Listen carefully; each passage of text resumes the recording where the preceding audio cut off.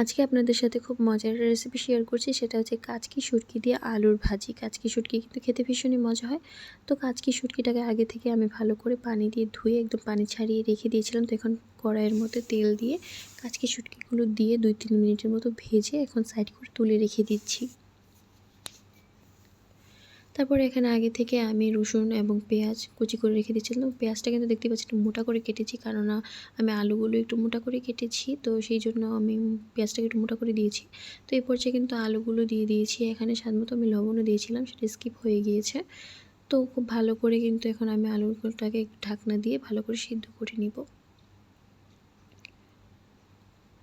তো এই পর্যায়ে অল্প একটু পানি দিয়ে দিচ্ছি, কেননা তলা নিতে একটু লেগে যাচ্ছিলো। তো এই পর্যায়ে আমি মশলাগুলো দিয়ে দিচ্ছি। এখানে আমি বাটা মশলা দিয়েছি হচ্ছে মরিচের যে বাটা মশলা, মরিচ বাটাটা আমি 1 টেবিল চামচ দিয়েছি, স্বাদমতো লবণ, তারপরে আবার ধনিয়ার গুঁড়া এবং হলুদের গুঁড়া দিয়ে খুব ভালো করে মিক্স করে আবারও কিছুক্ষণ ভালো করে ভেজে নিচ্ছি।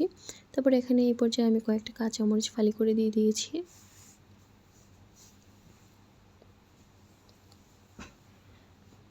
তো আবারও কিছুক্ষণ খুব ভালো করে একটু ভেজে নিব, যতক্ষণ না আলুগুলো সিদ্ধ হয়ে যায়। এই পর্যায়ে কিন্তু অনেকটা আলুটা সিদ্ধ হয়ে গেছে। তো আগে থেকে যে আমি কাচকি শুটকিগুলো ভেজে রেখে দিয়েছিলাম, এখন এই পর্যায়ে দিয়ে আবারও খুব ভালো করে নাড়াচাড়া করে কষিয়ে নিব। আবার ঢাকনা দিয়ে কিছুক্ষণ ঢেকে ভালো করে ভেজে নিচ্ছি। এটার যে কি একটা সুন্দর একটা স্মেল আসে, আপনারা রান্না না করলে বুঝতেই পারবেন না। তো আমি কিছুক্ষণ পর ঢাকনা উঠিয়ে কিন্তু নাড়াচাড়া করে নিচ্ছি যতক্ষণ না আলুটা সিদ্ধ হচ্ছে। তো এই পর্যায়ে কিন্তু আমি অল্প একটু পানিও দিয়েছিলাম, সেটা ক্লিপটা নিতে ভুলে গিয়েছি। তো পানিটা দিয়ে আমি কিন্তু খুব ভালো করে আলুটাকে সিদ্ধ করে নিয়েছি। দেখতেই পাচ্ছেন কত সুন্দর লোভনীয় লাগছে।